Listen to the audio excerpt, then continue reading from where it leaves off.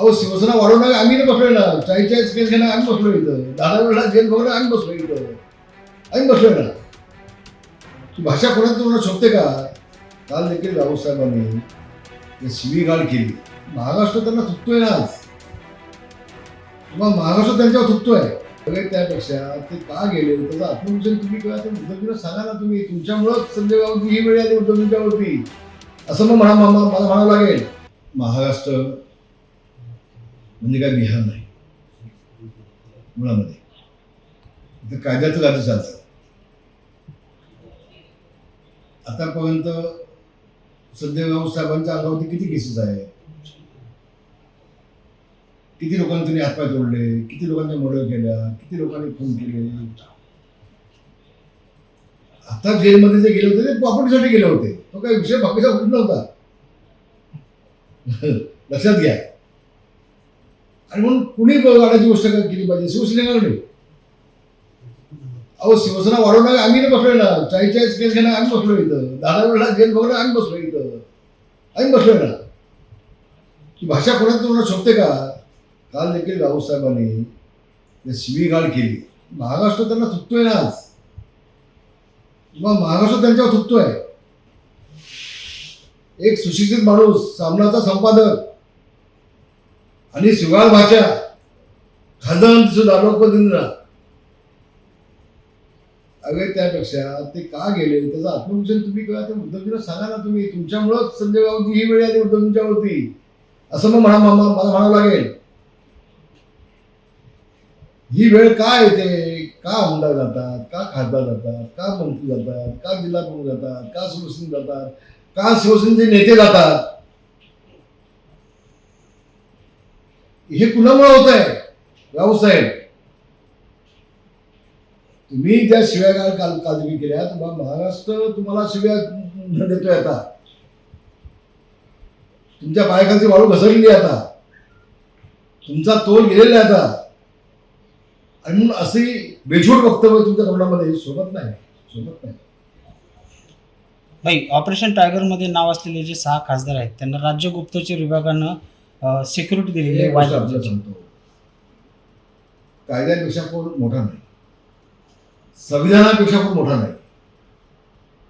संविधानाने जे आम्हाला 2/3 अधिकार दिलेला आहे, ते 9 पैकी 6ला ज्या वेळेला लोकसभेच्या माध्यमातून, सभापतींच्या माध्यमातून, अध्यक्षांच्या माध्यमातून त्यावेळेला त्या वेगळं गट करण्यासाठी मंजुरी मिळते, त्यावेळेला तुमच्या मिटिंगमध्ये येण्याचा प्रश्न उद्भवत नाही. कुठे कुठच्या कागदाचा कुठला प्रश्न येत नाही. तुम्ही महाराष्ट्राच्या आणि देशाच्या जनतेची दिशाभूल होत आहे. म्हणजे तुम्हाला साधं संविधान माहिती नाही, तुम्हाला साधं नियम माहीत नाही. असे येड्या 2 गोष्टी तुमच्याकडे असल्यामुळं तुमची अवस्था झालेली आहे. आणि एकदा वेगळा गट केल्यानंतर त्यांचा निर्णय आहे कुठं जायचं, ते कुठल्या पक्षात जायचं ते घेतील. पण वेगळा गट केल्यानंतर आणि सभापतीने अध्यक्षांनी अनुमती दिल्यानंतर तुमच्या मिटिंगला येण्याचा प्रश्न उद्भवतो कुठं? नाही येऊ शकत. ते एवढी साधी गोष्ट जर तुम्हाला कळत नसेल, तुम्ही राजकारणामध्ये कसलं करताय राजकारण? तुम्ही उद्धवजीला एवढंच माझी हात जोडून विनंती आहे. उद्धवजी, मराठी माणसाची शिवसेना संपत आहे.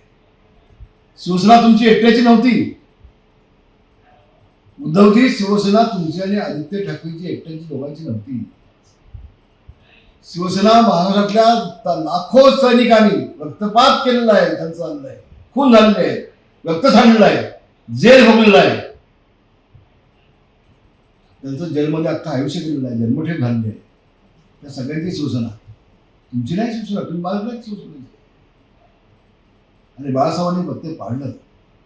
पण तुम्ही साहेबांनंतर जी हुकुमशाही चालू केली त्याचे परिणाम हे समोर दिसत आहेत.